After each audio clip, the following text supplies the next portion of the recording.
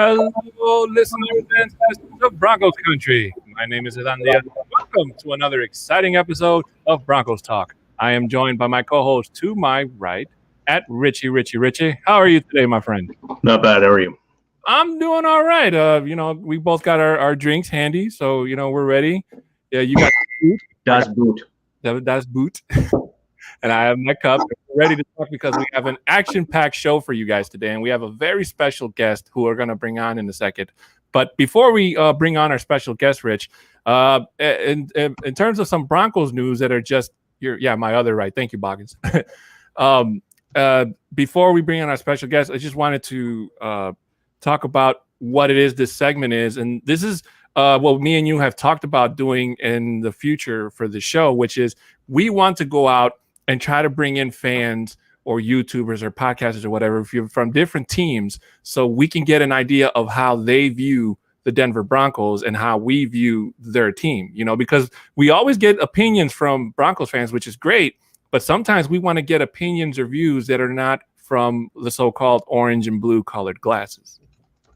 Oh, I completely agree. I was actually super excited when we were gonna launch these shows. We're trying to get on not just this pod where we discuss the Lions, which I mean we were just talking behind backstage before we came live. How perfect was that the Broncos schedule just all of a sudden got added a Lions game in week 17? And for the record, this was not insider information at all.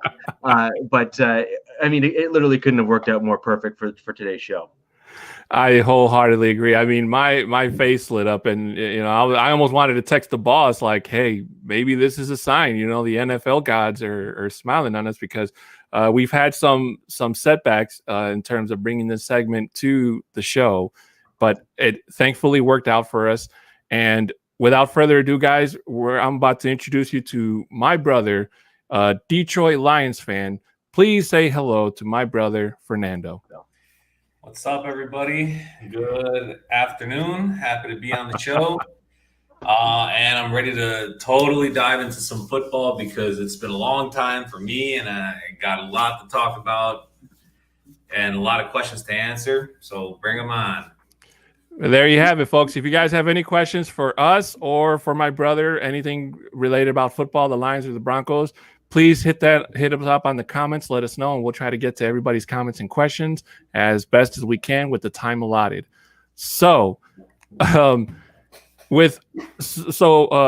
tell me, how do you feel that? Do you think it's a coincidence that with the extra game that the football gods blessed upon us, that out of all the 31 teams picked, that it was the Broncos meeting again?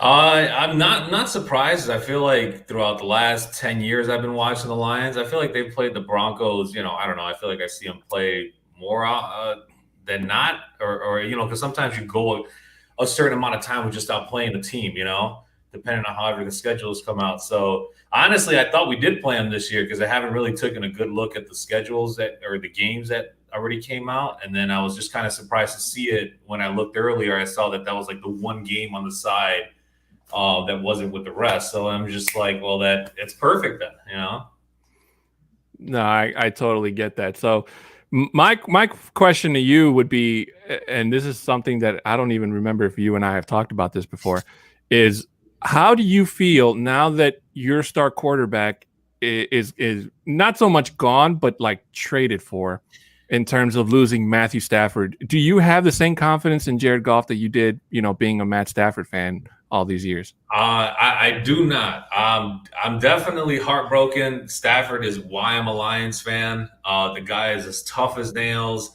And I honestly think that he'll finally be able to win those, playoff games that have been just plaguing him.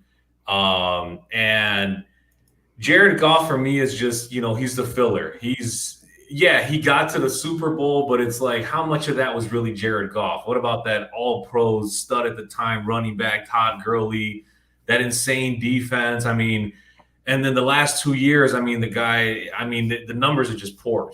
I mean, just really bad. And that's at the Rams still having probably a better defense at the moment, and they have like a multitude of running backs. The old line isn't bad. So, and clearly there was just a huge disconnect with Sean McVay at the end there. There was bad blood.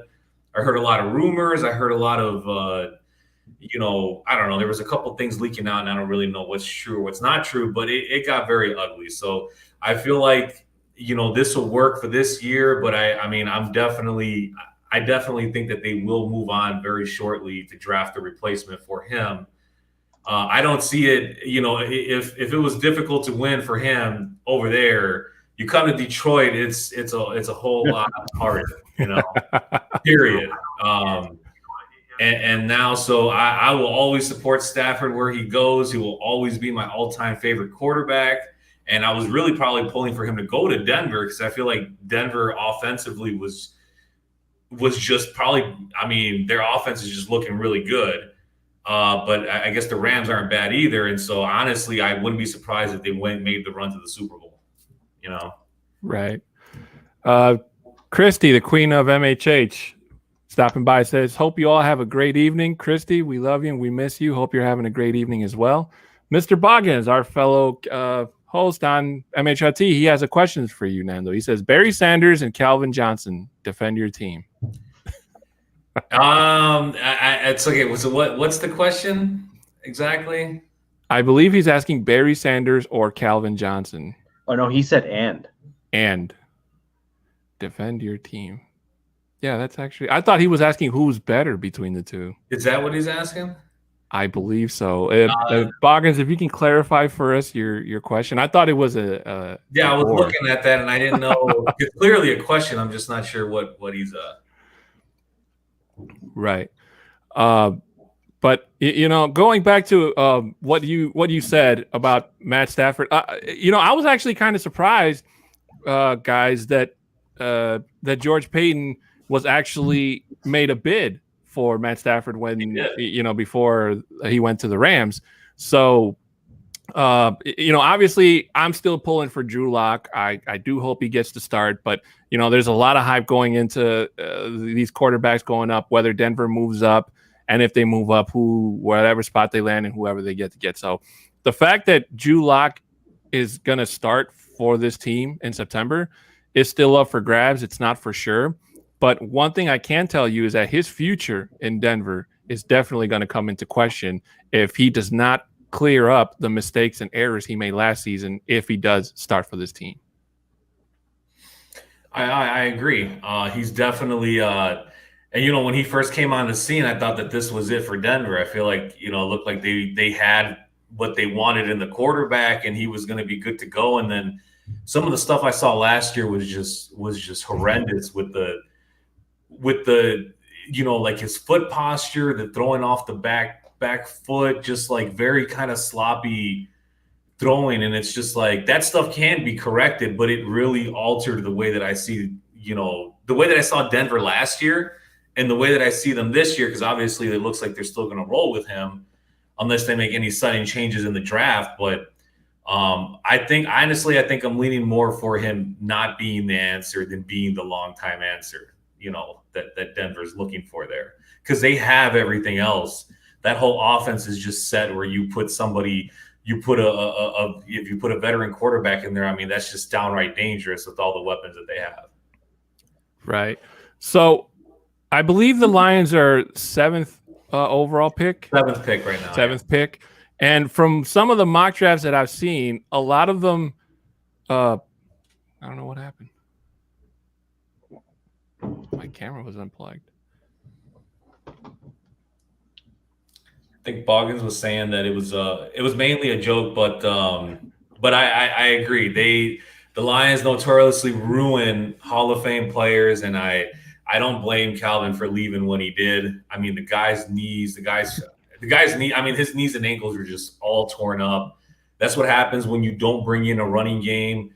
When you're the only guy to stop and you're being double and triple teamed and being hit and just being torn apart every game, that's what happens. You ruin somebody like that. And he was still dominant. Double teams, triple teams. He couldn't be stopped, but you also destroy him in the process, Yeah. Well, when you have a guy that's named effectively adjunct to a transformer, You know, there's very few nicknames that are at the same caliber when you're trying to basically find a Transformers name for a wide receiver. So I think you're doing pretty well when you're being named after basically a massive alien piece of metal that can basically do anything.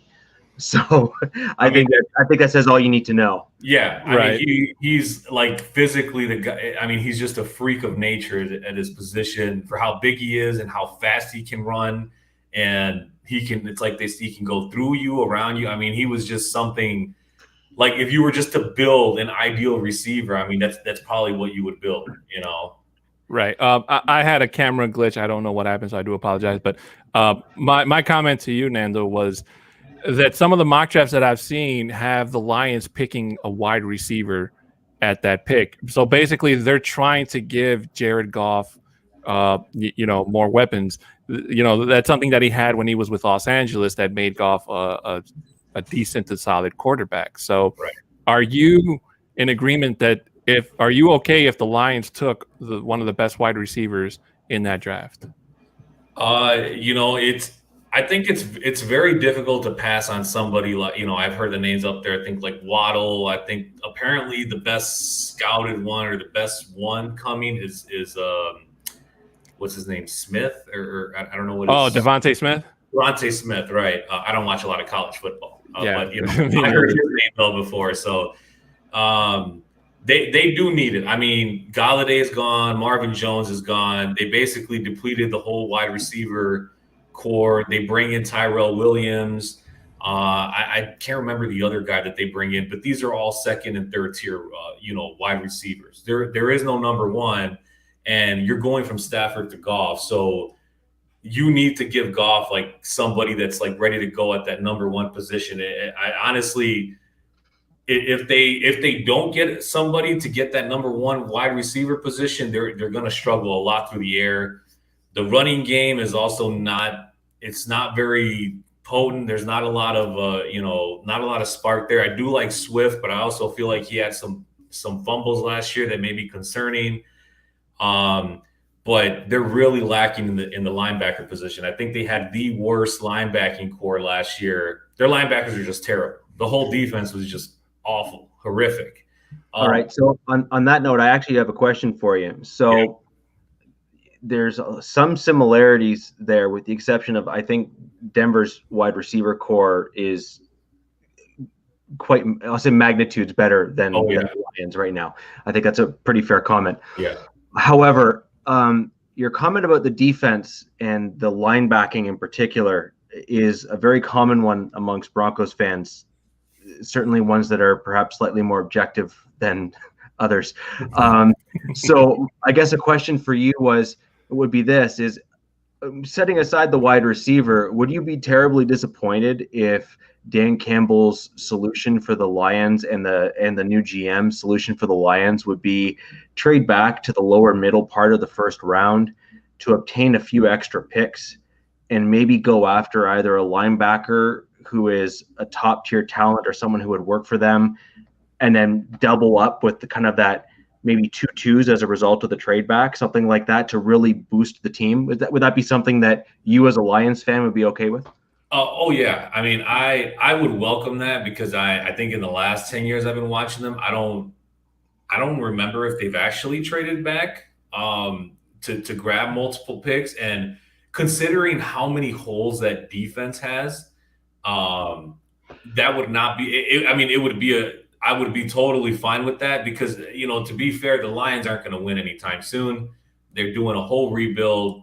It's almost definitely that we're going to have a losing season next. It's going to take at least 2 or 3 years before any kind of final product is being put together. So if they can revamp that entire defense by trading back and grabbing a team that's more desperate to try and hop into the top 10, which there is multiple, I think we've seen that in the last couple of days. I would be fine with that. And it's like people that are pointing out in the comments, you got Waddle and Jamar Chase, and you may still be able to grab one of those guys depending on where you trade back, and then still be able to cover a huge hole at the linebacker position, which I think is probably their biggest need. And Micah Parsons just looks like a complete beast, So I wouldn't be upset if we stayed where we are and grabbed him, but I also would welcome the trading back to try and fill more holes for the longer run of what they need. To some of his off the field issues that have come out pretty, undeniably, do those disturb you or scare you at all? For Micah Parsons? Yes. Honestly, I have not heard. I didn't read up on if there was that there was anything behind that yet. I might have missed it.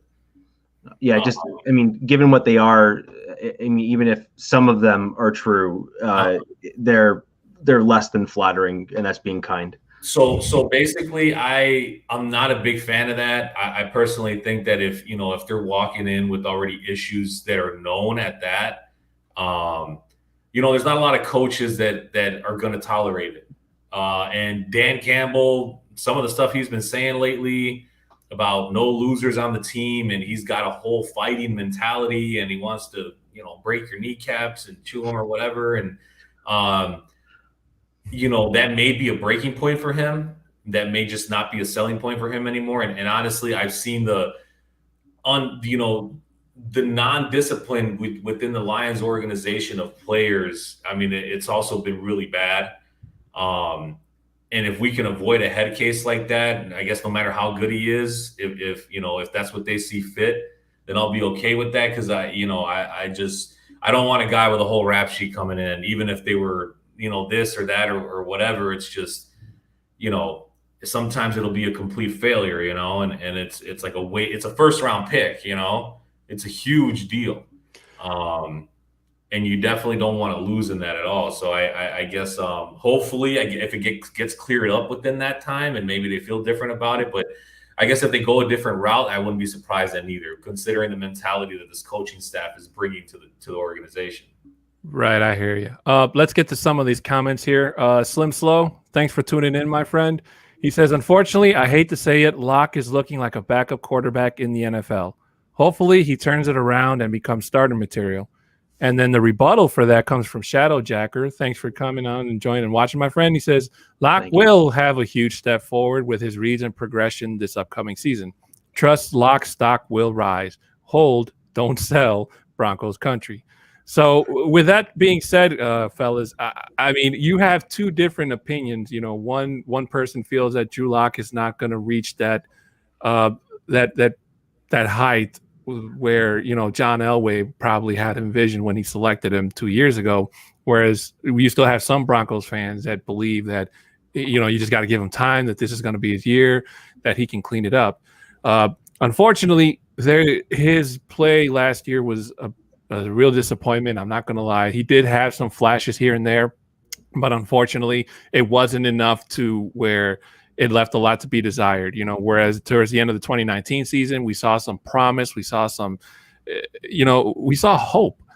And I really do hope that version of Drew Lock comes and plays and balls out for this Broncos team. And we don't have to sit and watch, the turnovers or Locke making these plays where he puts himself in danger of getting injured and he has to sit out, and then we have to go back towards playing Russian roulette with our backup quarterbacks. So I mean, I'll take this. This is why I really love having fans come into the show and why we are the way we are. Fans themselves are going to be very, very varied in how they see the team.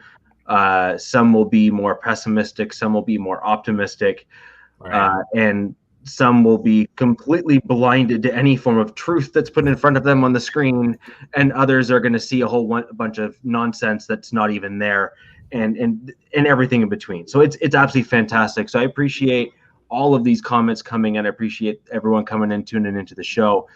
I think it is a fair stance at this point with Locke and his now coming into his third season to come in with at least a modest degree of concern. And I say this being as objective and kind of even keeled as possible, is he knew he was going to be the guy in 2020. There was no competition. There was nobody else to challenge him. and John Elway in the draft went out and basically picked, I think I did the math on this, one of our last shows, 6'10". I think it was like 60% offense in the 2020 draft. Mm-hmm. So, I mean, you don't, for the Broncos, you just don't have an excuse at that point, because one of the big things that so many people keep on touting, and this is kind of, Stafford was always with the Lions kind of the old guy in the room at this point, really, at the end of the day, and all the other guys come in and were kind of younger, up and coming guys from the draft and whatnot. But Drew, at this stage in his career, has got a whole slew of young guys that are plus or minus a year or two from him in age, and they're all a year or two out of college. So you're there to grow together as an offense, and then to have the team pick the ones that are working the best with each other, and you hope that the quarterback is actually one of them. So I think there's a very, very legitimate concern from a good portion of Broncos fans to at least be concerned. Right. What do you think about Drew Lock, Nando? I feel like I really honestly thought the potential was there for him. And then, he was touted as like a big arm kid. And I feel like, yeah, he's got a big arm. And it's like, with all the especially with all the misses what's John Elway has had with the quarterbacks, it's just, this may be like the final one on the topping there. And I don't know. I feel like I wouldn't be surprised if the Broncos did something, crazy there and made a trade up to move up and do something. I wouldn't be surprised, if they did something like that, because I also feel like people within that organization know that, this is like the make or break year for him. This is like that probably Mitchell Trubisky year for him, where it's like, you got to do something here. Any kind of progression, I guess, is good. But, from what I saw last year, again, it's just more doubtful for me. I don't know that I have all the confidence in him anymore to be able to take the Broncos to compete, because the Broncos have the team to compete. I feel like they're just that quarterback away to put them, to bring everything together. And it's like, and that changes them from, where I feel like they're going to end up in that division to where they could be, Right. Well, see, that's the problem that a lot of people, and maybe just Broncos fans in general, think that just because you played a certain position that you have like a knack for, looking at a player and say, that's the next Tom Brady, or that's the next Peyton Manning, and that's what a lot of people thought when John Elway came into. This is my personal opinion. I'm not saying this is fact. That's what a lot of people thought when when John Elway came into fruition in 2011, and he would be able to say Paxton Lynch is the next, hot star quarterback. Trevor Siemian is the next quarterback. Brock Osweiler is the next, top quarterback. But unfortunately, that's not true. It's just a myth. It's not wrong. John Elway was great in picking Von Miller. He was great in picking up, Noah Fant and Jerry Jeudy and all these other guys. He was really good for that. He was great in bringing in Peyton Manning. But when it comes to trying to, pick the next star-studded, I mean, who knew that that Andy Reid was going to pick Patrick Mahomes out of that draft? Nobody knew. I think, didn't he? And yeah. And I remember I sent a message to my friend. There was an article that was published that very same year that said that Patrick Mahomes couldn't even read the Chiefs playbooks. I was like, oh, this kid's never going to make it. He can't even read an NFL playbook, and lo and behold, Patrick Mahomes is doing flips and cartwheels and stuff, throwing balls each and every freaking direction and way. So unfortunately, and see, that's the thing with these pro days, is that, quarterbacks have a chance to shine and to try to make impressions on these coaches and scouts and what have you. And to be honest with you, it's really a lot like just it's sheer luck. I mean, you could get any one of these big name quarterbacks, Trevor Lawrence, Zach Wilson, Justin Fields, any one of them. And, maybe one out of those four is going to be really good.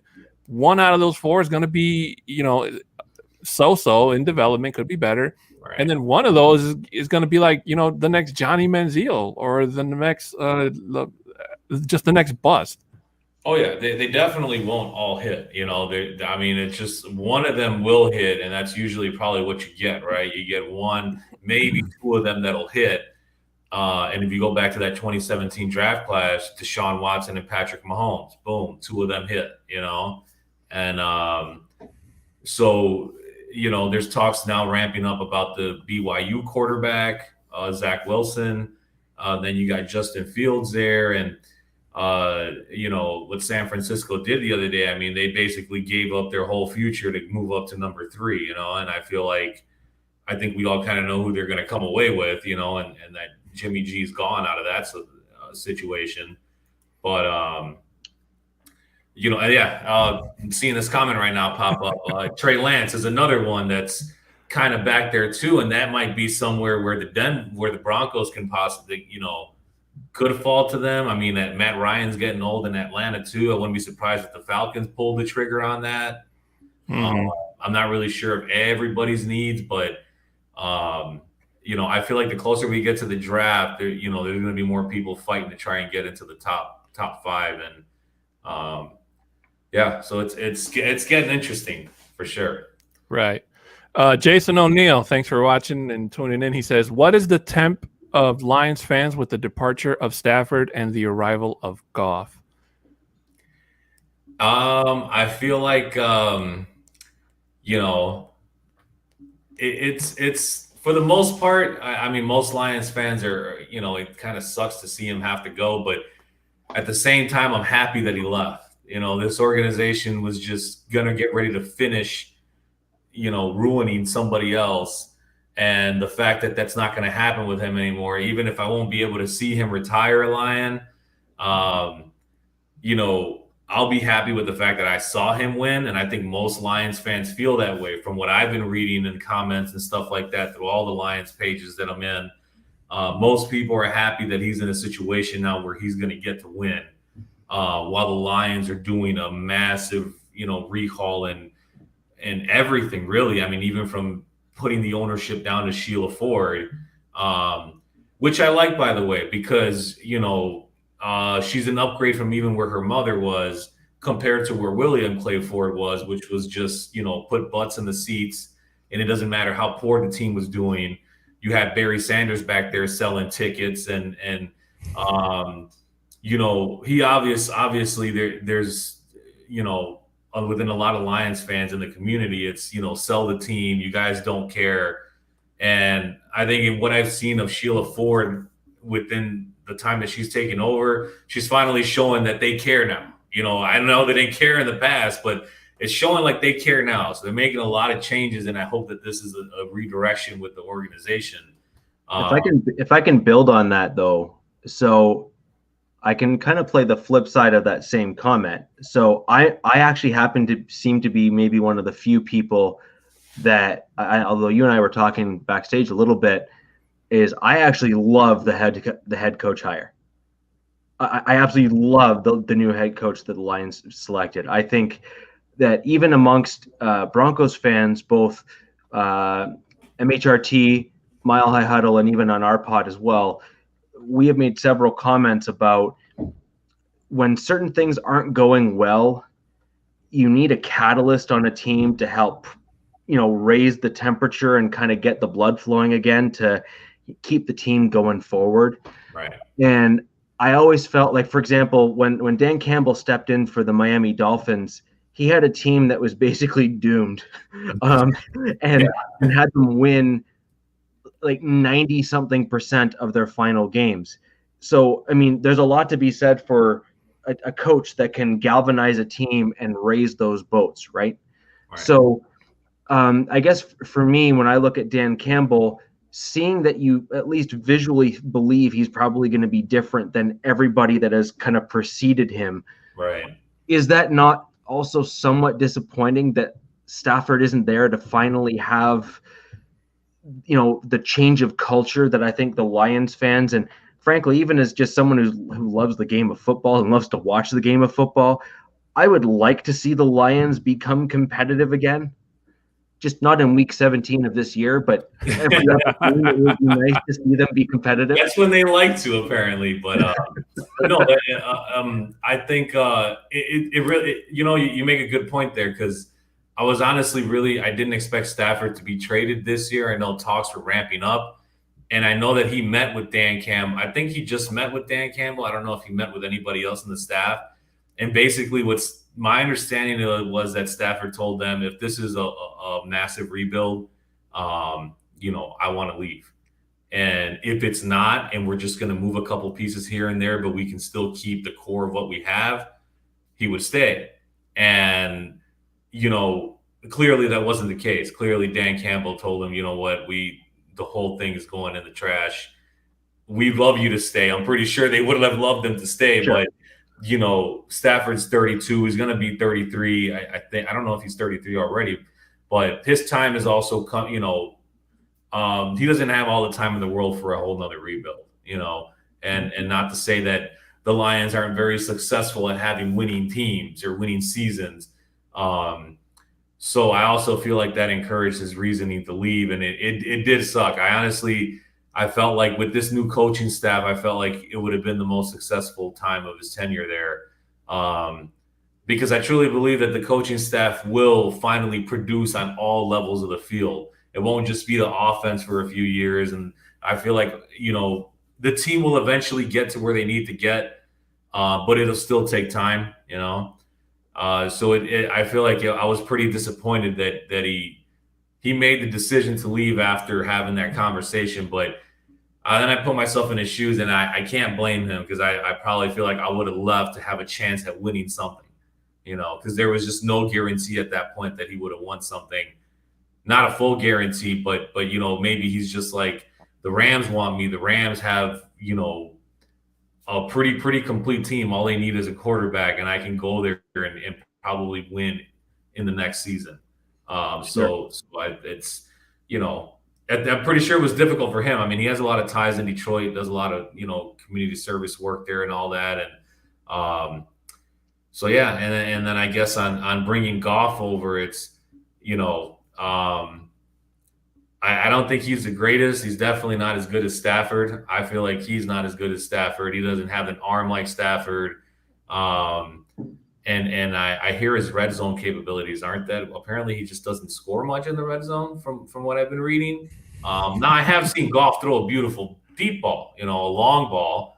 I have seen that, but if you asked me to choose who I would, prefer to have on my team, it wouldn't be Goff, but I'll take whatever he gives us. I honestly don't think the Lions will win more than a couple games, and I feel like I don't know. I could be wrong. Maybe Goff has a whole turning around, and he works on his footing and he gets better in the red zone. And I guess you can kind of compare that to the Ryan Tannehill situation. Whole thing in Miami, Ryan Tannehill was probably people were just starting to call him a bust, and it just wasn't going to work there. Then he goes to Tennessee, which is just I wouldn't say it was a whole complete team, but Derrick Henry was starting to rise, and he's just working a lot better in that system. Ryan Tannehill looks like a guy that can get them to the Super Bowl. The team is pretty good, and he had a whole turnaround as to his, how he plays. Very much different from Miami. He even surprised me. Right. Yeah. And so this could be one of those situations, possibly. And I did hear some people just kind of say, well, he won playoff games and he got to the Super Bowl, so it's not all bad. But it's like they're ignoring everything else around the water, Right. Not to cut you off, but just want to get to this question by Kenneth Booker, loyal fan of the show. Thank you so much for tuning in, Kenneth. I love your articles. He says, what are your thoughts on Parsons? I think he's a Reuben Foster 2.0. Foster was a more complete linebacker. Parsons is more athletic, but has some serious character issues. Now, this is a very interesting question, guys, because as you saw, Michael Parsons set a really, really good record on that speed run. It was 4 point, I forget. 3 sticks or something like that, or 4, yeah. 4, yeah. So 4-4, I think. 4-4, something like that, around that area. So he actually set the bar for maybe other linebackers in this draft to say, if you pass upon me, you're going to regret it. But at the same time, I agree with Kenneth. His character issues off the field are a very big concern for me. So I'm still trying to figure out, is he worth the risk? Can the Broncos, if he falls to number 9, can the Broncos say, this is our guy, this is our answer to stop the tight end that's been killing the Broncos for the last 6 years in Kansas City, just like they stopped him in the Super Bowl? Can he do what they did there? Can he be the guy, that linebacker that Denver needs?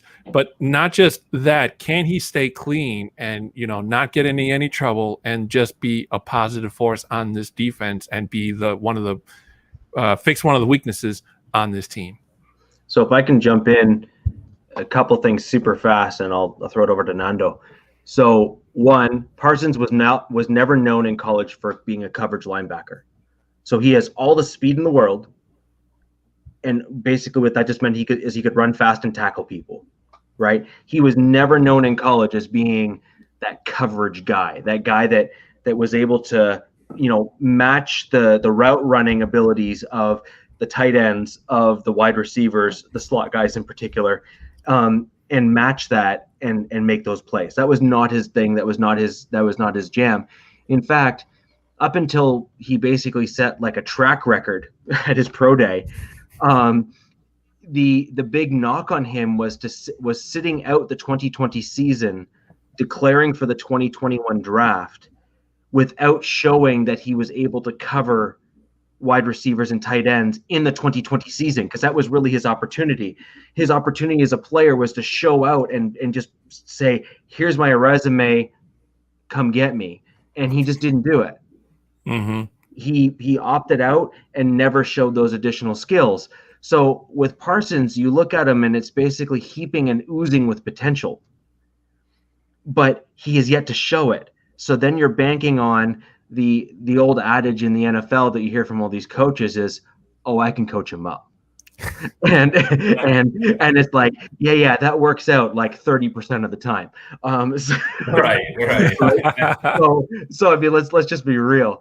But my thing with him is, I know you're 6'10". You're a huge. I know you listen to Shannon and Skip on Undisputed every day. I happen to listen and watch them too. I don't always know why, but I do. One of the things that I've heard Shannon say a fair amount on there, which I really, really do like as a general rule, is when you get to the NFL and you get money, all it does is amplify your already existing traits. Mm-hmm. So if this guy here is showing that he's not a good dude, and you draft him in the early stages, as an example, Nando, if the Lions were to potentially draft him at 7, that's going to put his salary into like the $20 million range over the course of the contract. Do you really think that a character guy that's basically shown that he's going to basically, for all intents and purposes, some of the stuff that was bordering on sexual abuse of his teammates, I mean, that's the character level, like that's the bar that he has set for himself as being, the type of guy he is, and it's publicly known now. What do you think $20 million in an NFL career plus fame is going to do to someone like that?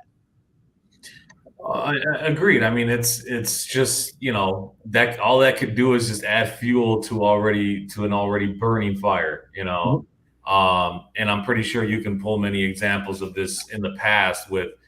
I think even with the tackle that the Titans drafted, I think last year or something like that. This guy's been in the news lately.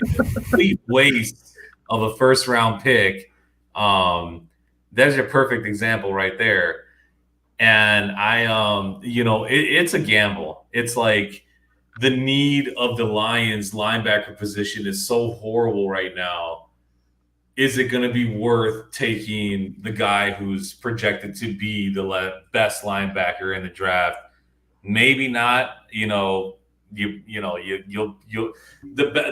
effective linebacker is one who's playing, and one who's not suspended or whatever the case because of things he has got going on. It's a very tough decision. Honestly, I'm happy I'm not Dan Campbell, because I guess with the rap sheet that I'm starting to learn about this guy right now, that's going to be a very difficult decision for him. They didn't go out in free agency and bring in any linebacker help. It's basically like, we got a void here. It looks like they're going to go to the draft to try and address this issue. Um, and it's like somebody was saying in the comments, where it's like the draft it's deep in wide receivers and linebackers. It So, is. if you just get two good linebackers instead of a guy that might be a great linebacker, then I'll take that, because the Lions need more than just one good linebacker. I mean, because there's issues at the linebacker position, and our defensive line, there's also issues there. I'll say that our corners and safeties are okay. I wouldn't say they're great, but they're somewhere between okay and good. I feel like if the up front seven was good, if they were ferocious and they had that energy to go, then it would mesh well with what we already have in the secondary. The secondary is the least of my concerns there with the Lions. So yeah, it's gonna be difficult, and obviously I think there's like a month. We're a month away from the draft, and we're probably gonna end up seeing more stuff rise from Micah Parsons in general, more stuff that's gonna start getting leaked, and that'll probably just show you right there where the Lions are gonna lean towards that, because on most people's mock drafts right now, they have the Lions taking Micah Parsons at 7. So. It'll be interesting what happens, and I just I can't say that it's gonna. I just know that if we draft them, it's gonna be a huge gamble. Right. So I see Boggins has made a comment here. Boggins and I very much agree, by the way, in the draft, and this actually bodes well both for the Broncos and the Lions, in my opinion. And I've now found out through you that the Broncos and the Lions are in very similar linebacking positions when it comes to the interior linebacking core.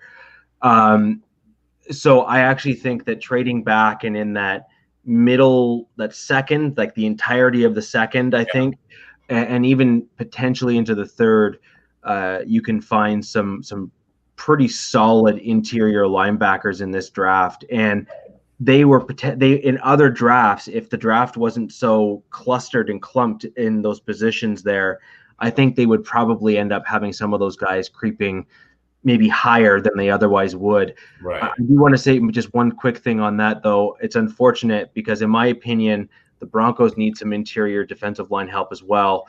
That's where Boggins and I disagree. However, this is not a great draft for the interior defensive line, unfortunately. With regards to Boggins' comment there, and I think this is just good, just because I don't want us to forget this. Huge announcement made today with the 17-game season, and quite literally, an hour or so, maybe, or before we went live on the pod here, the Lions were announced as our 17th game. I have a question that directly ties in and is a bit of an offshoot of Boggins' question here.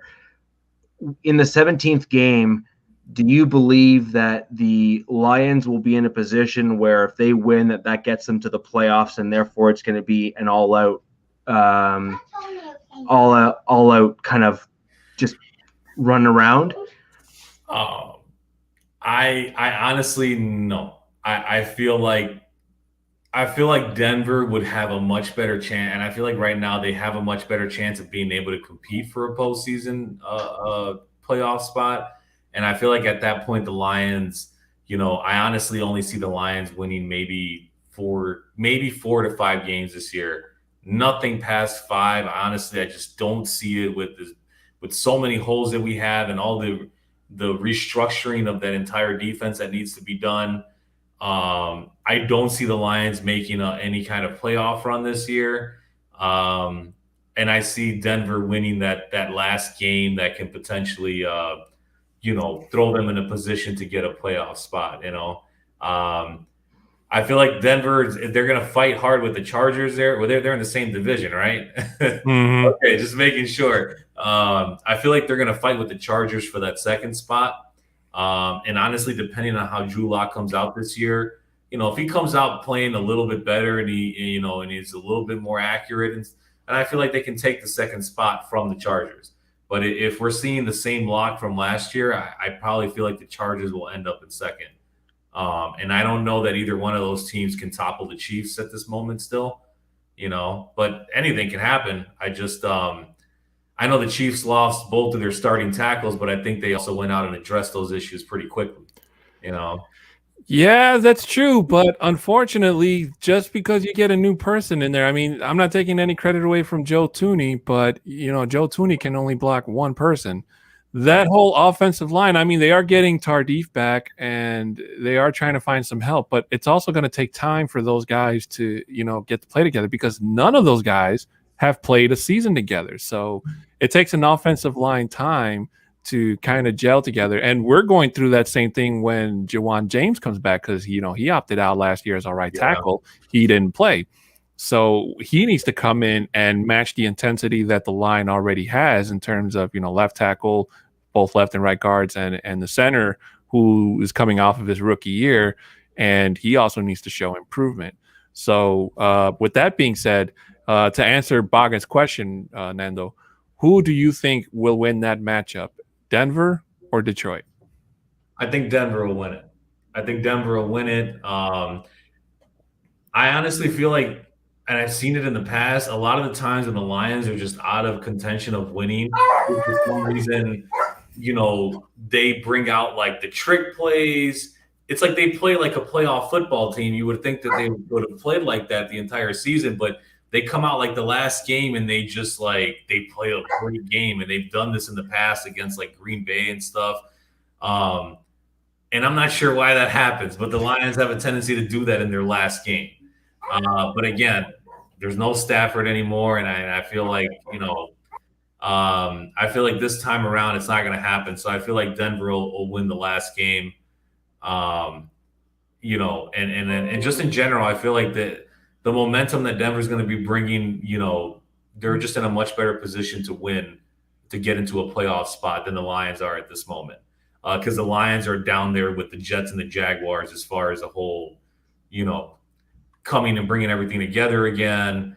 Maybe the Lions at this moment have a better quarterback than the Jaguars and the Jets or something like that. But the rest of the team is the same. The wide receiving corp is gone. The defense is now the same. I think the Lions, for the most part, they ran with the worst defense in the NFL, I think, last season, before I think the Jets or the Jaguars were also in the mix. So the rest of the team is the same. It's just that they have a placeholder at quarterback, a Jared Goff in there, who you just don't know what you're going to get out of him, at this point. That's going to bring us back to the question I had highlighted before. Excuse me. He says, from Shadowjacker, he asks, Nando, how will you celebrate if the Lions make it to the postseason? I would be obviously extremely shocked. And if that happens, I think Dan Campbell is probably the best coach I've ever seen play. If he can take that team right now and put them in the playoffs, that just goes to show you that they made the right decision in bringing this coaching staff in. If they make the postseason, going and buying my case of beer and all ready to go for that, because that'd be like a dream come true. I wouldn't even care if that just meant we had a less drafting position or whatever. But considering that we haven't been to the playoffs since 2016, I right now, I honestly don't see us going back to the playoffs for at least another 2 years or something. But if it happens next year, then that's awesome. Because I know that the NFL added like an extra playoff spot or something like that. Yeah, last year. 3 wild card teams get in. So that honestly, at some point last season, did still have the Lions contending to get into that spot simply because it was available. I don't know if that's going to be the same this time around. Mm-hmm. But, if it is, I mean, the Bears right now, they got a great defense, but now no quarterback. The Vikings are kind of up and down. And I feel like right now the Lions and the Bears will be fighting for who ends up in fourth. At best case scenario, I see the Lions at third. And then, I still see Green Bay at first, unfortunately. Cheers, Shadowjacker. And I see Green Bay first, Vikings second. Because I'm a Lions fan, the Lions third and the Bears fourth. That's where I'll leave it. That's kind of where I see the positionings being in the NFC North right now. Right. Albert Knoppers, loyal fan of the show. Thank you so much, my friend. He asked, what would be your ultimate dream draft free agency for your team? Dream draft free agency. I mean, I honestly, like, just trying to think off the top of my head. I mean, I would have been content with just with keeping Galladay on the offensive side of things. I wasn't really too happy with Marvin Jones anymore, so I wouldn't have mind. So we got Tyrell Williams, and I actually I've been a fan of his because I feel like he works well in a number 2 slot kind of thing, a number 3. He's a good deep threat, and I feel like he would have been a good replacement had we still had a number 1 wide receiver, but we don't. So now that doesn't look like the greatest acquisition. I would have probably liked more another like power back running back because Swift is an agile. He's not a power back, and I feel like right now we don't have it. I think we signed a running back from Green Bay. I think he was a backup running back, and that's supposed to be the power back for them, which I'm okay with. I'm pretty sure there was something better there, but I would have took like a Calais Campbell from the Ravens, just somebody to be destructive on that defensive tackle position that we're also lacking pretty bad. Hell, at this point, I think I would have probably even taken. I know Von Miller was in talks to probably not come back with the Broncos, and I would have taken Von Miller. I think at that point, if he would have been available, because that would have been probably one of the best upgrades you can get from where the Lions are in their linebacker position at the moment. So I would definitely took Von Miller if he was available for that linebacking position. Cornerback, I know Stephon Gilmore. I think there's some trouble there in New England. I would have took Stephon Gilmore at the cornerback easily right away. And I feel like with what the Lions have at cornerback right now with Okudah, because Okudah is supposed to be the number 1 guy. They took him in the first round last year with the number 3. He had a pretty terrible season. That could, whether you can say it's COVID, the practicing, this and that. I feel like there was other rookie cornerbacks that did better than him, but then he got injured, so he didn't play. I think the last 5 or 6 games he just didn't play. But what I saw out there was just not a first. I mean, he was just getting burned by guys that were not number 1 wide. He just looked totally lost. And that's terrifying to see in your number 1 pick. You don't want to see that. Can I ask you something on that? Yeah. You think now we've had quite a number of discussions within Broncos country over the years with regards to coaching. And I happen to be a huge Fangio fan. I was over the moon when he became our coach. Yeah. I mean, he is.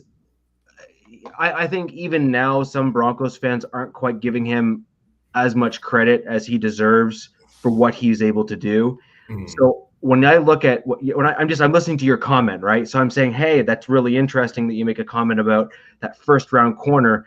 And by the way, I wanted the Broncos to take him. Okudah, yeah, because I really liked him as a player. I thought he was very good. I wonder if a different coaching staff was present with the Lions organization, do you think that his level of play would have been different? And I'm saying this from a Broncos fan's perspective because I watched my coaching staff compared to the Lions coaching staff take an undrafted free agent at the cornerback position, put him in as slot cornerback, and start for almost the entirety of the season until he basically tore his MCL and ACL. Right. And that was Asang Bassi, who I actually happen to be a big fan of as well, just as a player. Yeah. So I'm asking that kind of from a Broncos fan's perspective. Also it's a little bit of like we have Fangio, and no one else does.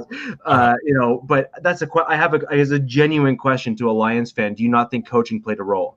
I think coaching definitely played a role, and I feel like it played the role of, this brings me to my whole Matt Patricia thing, and I'll be brief on that. Matt Patricia's scheme was basically he brought this man-to-man thing from New England. So you draft a cornerback like that, and you put all the pressure on him to be able to play a scheme that Matt Patricia plays on defense, which is a man-to-man. That's what he played most of the time was man-to-man. And unfortunately, you can't play a man-to-man if your defensive front does not get pressure on the quarterback. It doesn't matter if you have 3 Stephon Gilmores out there. Somebody will eventually get open if the quarterback has 7 seconds to throw the ball. I feel like it was a lot of pressure because of the scheme that Matt Patricia was trying to run. And his cornerbacks, obviously, they all failed because the linebackers could not get pressure. The defensive line could not get pressure. And at that point, the morale that I think, just kind of everybody's morale was just probably decimated at some point. Right. It's like you don't want to blame the other guys, but in order for that scheme to work, you can't run that kind of scheme unless you have a destructive front, to be able to run man to man. And even then it's difficult, I feel like if he would have gone to a different team with a different kind of scheme, he could have been a more productive player in his first year. So maybe it was just because of the scheme itself and the pressure that was being put on him as to why he just, there was just so many mistakes. He had a good play here and there, but the fact that he just kind of looked lost and didn't really kind of understand, maybe it just looked like he didn't understand a lot of what was going on. And the nerves and stuff. I feel like he could have been a little bit more productive in a different system with a different scheme. Right. No, I understand. But we're running short on time, so we'll try to get my point out quick, and then we have one more question to get to close the show. I was really hoping that Levante David would be too expensive for the Bucks to afford, but unfortunately they found a way to rope him in. And my only other concern going into this free agency was safety, because I wasn't sure that Kareem Jackson was going to make the team, especially after Peyton went out and picked up Von Miller's option. We all thought that Kareem Jackson was going to be the sacrificial lamb for that, but fortunately they were able to keep him for a 1-year deal. And if I had to choose, I would probably have chosen another safety. I don't know what position Sam Johnson plays, but I heard his name was a pretty good safety, or any other one of the big name safeties that hit the free agency market this past season. But I still think that the Broncos pickups in bringing in Ronald Darby, the only thing that concerns me is just his injury history. But that front line in Washington last year made him look really good. It's amazing. And when you have a destructive front D line like that, they can make almost any cornerback or safety duo just look incredible, because it makes their job of covering, that much easier. So I do hope that Ronald Darby comes into Denver and, plays like that, as well as, finding a rhythm to work with either Bryce Callahan or Kyle Fuller, who are also great additions to this team. And, re-signing Justin Simmons was also a big plus. Chris Hernandez jumping in and saying, looking good, fellas. Thanks for coming on to the show. And the question I wanted to end this show with to you guys is from Kenneth Booker he made earlier. He asked, since Rich is enjoying a nice cold beer, what are your guys' favorite beers? Can't go wrong with a Modelo. A nice cold one, frosty, it's my favorite one. Yeah, I personally, I love Corona. It's just what I usually always drink, but unfortunately I don't have any at home right now. So I'm the only Canadian, I think, that is within earshot of this podcast right now. I'd love to hear if there's any more Canadians here, because that'd be awesome. So this is a Canadian beer. This is actually what's in the boot. My boot fits 2 small cans, for those who are asking. And this is the beer.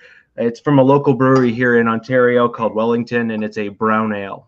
I'm into amber ales, brown ales, lagers, and I'm Irish, so Guinness and I, it was a genetic predisposition at birth.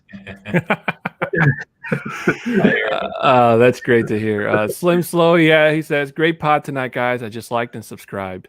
Cheers and thumbs up. And thank you so much, Slim Slow. We do appreciate you subscribing to the show and liking the content that we provide. And with that being said, guys, that's going to do it for today's show. I want to thank our very special guest, my brother Nando, for coming on, taking time out of his schedule to come on and giving us his perspective on what he sees in Denver and what the current situation in Detroit is like. As always, guys, make sure you like and subscribe this content if you like what we are bringing to you. And we're going to try to continue, like I said at the beginning of the show, to try to find other great content like this to bring to you guys, because it's always great, to get an idea or view from a different side from the football field, I guess you could say. So to our audio listeners, if you're listening to us after the fact, make sure whether you're listening on Anchor, if you're on Anchor, if you want to be a supporter of the show, Rich and I would really appreciate it. If you're on Amazon or Google or wherever you broadcast, please make sure to hit the like button and subscribe as well. Rich, anything to add before we say goodbye? No, I just wanted to thank Nando for coming on the show. I'm a huge fan of this concept. I do want to try and reach out and get other fans from other teams to come in to talk about their teams as well as their thoughts on the Broncos. The other thing is, Nando, you were talking about the running back. That was Jamal Williams. That's the guy that the Lions brought in from Green Bay. I didn't want to interrupt either of you talking, so that's the running back you guys were talking about. If anyone could please like and subscribe to the video, particularly on YouTube, that really, really does help us out. We really do want to bring in as many Broncos fans as we possibly can to the show. I did tweet out to a bunch of Lions fans, so if there are any of you here that happen to come in as a result of the shared tweets and tweet, with regards to what I sent out, I'd like to thank you all very much to come into the show. And hey, if you like what we did, happy to have you here on a weekly basis every Tuesday for Broncos Talk. Yeah. And also, just to give my brother's podcast a plug, it's an audio version you can find on Anchor called The Lions Roar. It's actually the Giant Lion. Lion. Oh, I'm sorry. Giant Lion. I do apologize. This is the Giant Lion. So give it a listen, guys. He's going to start to revamp and record new episodes for you. So if you are listening to us after the fact, go hit that like and subscribe on Anchor. That's the Giant Lion. Give him a follow, comment, and support if you can. So with that being said, thank you, Nando, for coming. Appreciate it. Thank you. For Rich, my name is Adan Diaz. Twitter handles. You can follow us at the number 6 FT10 Mexican. My co-host Richie at RICHIRICHEH. Or you can follow us on Twitter, YouTube, or Facebook at MHRT Podcast, all one word, for more Mile High Roundtable content. So with that being said, guys, have a good night, everybody. We'll see you all next week. Good night, guys.